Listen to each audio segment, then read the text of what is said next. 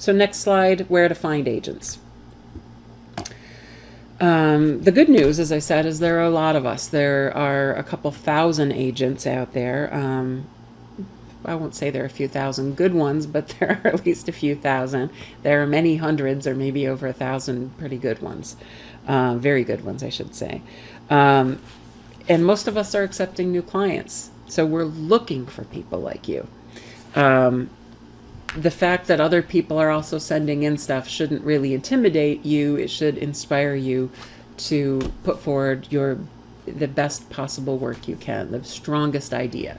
And by the end of all these sessions, I think you're going to have a pretty good roadmap to do so. So given that there are hundreds or thousands of agents out there, it's up to you to also do a little researching and vetting to make sure that you're finding not just the legitimate ones, but the good ones. So what does it mean when I say legitimate, or let's say not so legitimate? Easiest rule of thumb is the traditional legitimate agents, and there are easily 1,000 or more of us, or 2,000. We don't charge. The money flows through us to you. Publishers pay us. We take out our 15%. We pay you. Any agent who's asking for money from you, that's not a legitimate agent. In fact, in publishing parlance, they're called schmagents. There's some editors who coined that term, and I kind of get a kick out of it. So money flows to the author, not from, with legitimate traditional publishing agents. There are also quite a few agents who mean well, but they don't have the contacts. So the grim truth is that any agent, any person can hang out their shingle and say, okay, I'm a literary agent now. I'm open for business. The problem with working with that, I really don't know why they do that. I mean, you'll see there are a lot of like small, crappy publishers, that are a step up, maybe quarter step up from doing it yourself. And maybe they sell to them, but there's no money. There's no advances with these small presses. So I don't know if it's an ego thing, why some people say, well, I'm a lit agent now, and they don't do it. Most agents, you can live outside of the Northeast and the New York area and still be a good agent. I'm just upriver from the city on the Hudson River, but for years I had my office in Boston, which is still considered in the gravitational pull of New York. So most agents are going to be sort of, Philadelphia, even DC on up to Boston, New York, kind of that big triangle is where the bulk of them will be. There are some fantastic agents out in California. But the most important thing is that, and there's a few in Colorado, and I think there's one in Texas, one or two in Texas that I know of, who are really good. But for the most part, we're clustered in the Northeast. And the reason why is that, well, that's where big publishing is. That's the epicenter. That's where all the big five publishers are, and many of the medium ones, with a few scattered in Philadelphia and Boston and places like that. So much of what we do relies on what editors we know, what we know about their tastes, what we know about books they love, have lost, getting FaceTime with them. I don't mean Facebook FaceTime, I mean actually sitting down across from them. And if you're hanging out your shingle in Oklahoma City and you've never had anything to do with publishing before, and you say, hey, I'm an agent, I just don't see how in the world that person would know who to send which book to, what the precedents are for contracts. It's just, it boggles me that people try it, but they do. So how do you know if somebody's a legit agent or not? Well, you can look at where they live. You can look at their bio to see, even if they live in California or Denver now, did they ever have anything to do with publishing? Not necessarily a prerequisite, because the number one way to find out if an agent is legitimate and a good agent is, have they sold books? If so, what kind and to whom? So this is where you're going to go to a website called publishersmarketplace.com. And after I go through this list, I'm going to pull up the good old internet and I'll show you some of these sites. So Publishers Marketplace, I mentioned it in the first session, that is the sort of central clearinghouse for the publishing world.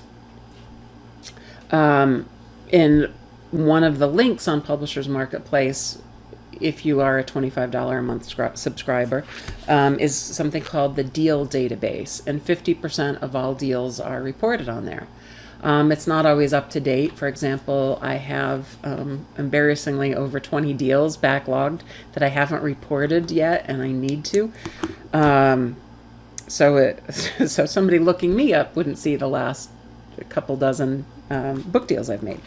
So, but for the most part, people aren't as behind as I am on that particular thing. You're going to get a good sense of where they sold. So you're going to see 100 and some listings for me with, because they haven't, I think they started capturing, deals and reporting deals in 2004, 2005. So you should be seeing, though, sort of a minimum of 40 or 50 deals for an established agent. Many of them will go up 100 or more. Again, not all deals are reported, but you can get a good picture there. You can see who they're selling to. I will walk you all through that. So we're looking for, has the agent regularly sold books to the larger presses? Easiest, most important thing to look for. If the agent hasn't and the agent is relatively new, you ideally want to make sure they're working for an established agency, so that even if that person's new, and face it, we were all new at one point, if they work for an established agency, you know that there are going to be others in the agency who have those contacts, are training that agent, have been training that agent. So on Publishers Marketplace, you'll see that you could also click on the agency to see what kind of deals they've sold. So you can do homework pretty easily. $25 a month. You can even just get it for 1 month to make your agent list. You'll be pretty happy. You might want to cross-reference that with, Publishers Marketplace. Sorry. You might want to cross-reference that with the next link and lead, which is called AAR, Association of Authors Representatives. So remember when I said any person could hang out a shingle and say, I'm a literary agent now and I'm open for business. There's no legal governing body for us. There is, however, the AAR, Association of Authors Representatives, and it's the closest thing to a governing body that you're going to find in agent land. And it's not that easy to get into. In order to be a member, you have to have been in business for a certain amount of time. You have to have sold a certain number of books to the right kind of places, and you have to be vetted and referred by 2 longstanding members or existing members. So they take it seriously. There's a big canon of, very detailed canon of ethics that we subscribe to. You are not going to find an agent who's a member of AAR who has some shady side deal charging authors money for the chance to for the right to represent them. Remember, money goes to the author, not from the author in traditional publishing. So cross-referencing with AAR is always a good idea. I've been a member since I think my third or fourth year. And we all know each other too, it seems. It's a small world for a business with thousands of people in it. Somehow it operates in a very small bubble sometimes. Excuse me. So the last thing I'll say about AAR is that there are fantastic agents who are not members of AAR. That's not a red flag necessarily. It's just a great place to cross-reference, because if the agent is a member of AAR, then you know that there's no chance of anything hinky going on. Why would someone not be part of AAR? Well, they're monthly dues or yearly dues, I should say, annual dues, that in part pay for a number of sessions and meetings that we have. So for agents who used to be in New York, let's say, and now live in San Francisco or Los Angeles, they get no benefit from it other than having their name in a database. So a lot of them don't bother. There are a couple other reasons why agents might not want to be a part. Again, not a big red flag if they're not part of it. It's okay. It's just a great cross-reference for you. Okay, websites of writers' conferences. So whatever genre it is that you're interested in writing in, from writing a thriller novel to a biography of some famous doctor, I don't know, making this up. Chances are there's a writers' conference sort of geared toward that genre. And with very little digging on Google, you can find these conferences and usually look at past conferences and what agents were presenting there. Any agent who goes to a conference that specializes in a genre you're writing in very clearly is looking for new authors and actually hoping to meet them, because it's a chance for us, kind of a rare chance for us to interact with authors instead of just getting their work in an email and sending them a form rejection. More on that later. Okay, so websites of writers' conferences. Great resource. You get their bios. You get a more up-to-date look at what they're looking for. Agents' websites, of course, should be cross-referenced. So once you get your list of maybe your first 40 or 50 agents that you're keen on, you also want to just look up their website, because not only to get a sense of who they are and rule out any or get more excited about certain individuals, they're going to post their submission requirements on their website. So always check out an agent's website. You're going to need a spreadsheet for this, promise you. Another place you can check out is Twitter. So I mentioned it briefly in the first session. I know this gets eye rolls when I'm there in person with you. Twitter is the type of social media that is probably most used by publishing people. And on there's a whole thing that uses the hashtag, that # MSWL, Manuscript Wishlist. So this is probably more for the agents and editors under, I don't know, 35 or so. They're probably most active posting on Manuscript Wishlist, but you'll get kind of to the minute, or, well, to the month, let's say, updates on what editors are looking for. What agents are looking for. And I'll show you a few of those when I scroll through. Another place you can find agents, similar books. So you're going to need to look at what books are comparable to the book that you want to do. Take a minute and check out the acknowledgement section. We're usually thanked in there, as I think we should be. No, we appreciate being thanked in there. So you can usually find out who an agent was by looking in the acknowledgement section of the book. And usually you'll see some nice things, although I had one author relationship that went a little south.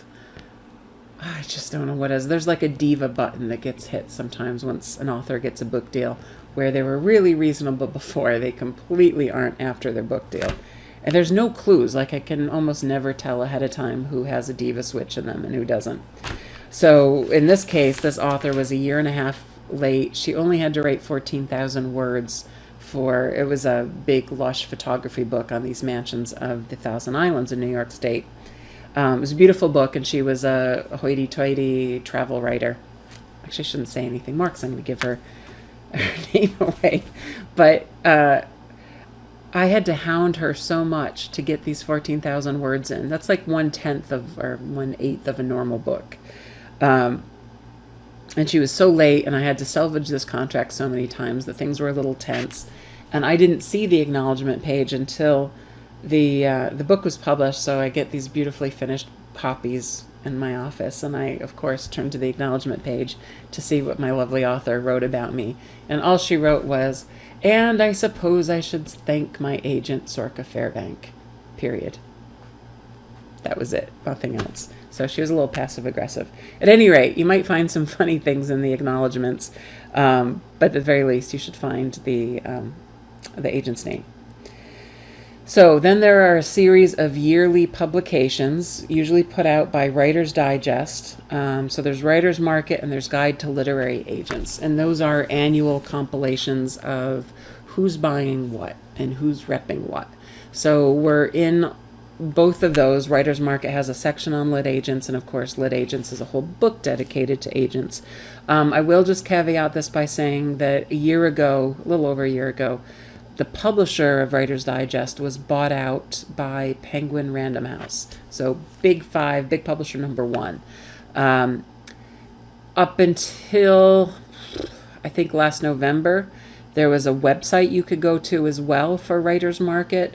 But it's temporarily offline while Penguin Random House figures out what they want to do with the website. But you can still buy the annual book The only thing that I will say about that is never rely on these books by themselves, because our information and our lists of what we're looking for is usually about a year old by the time the book comes out, because they get that from us so early, and then they're assembling the whole book, printing it, shipping it, getting it into bookstores ready for, I think it comes out in, I can't remember now if it's August or November, might be November.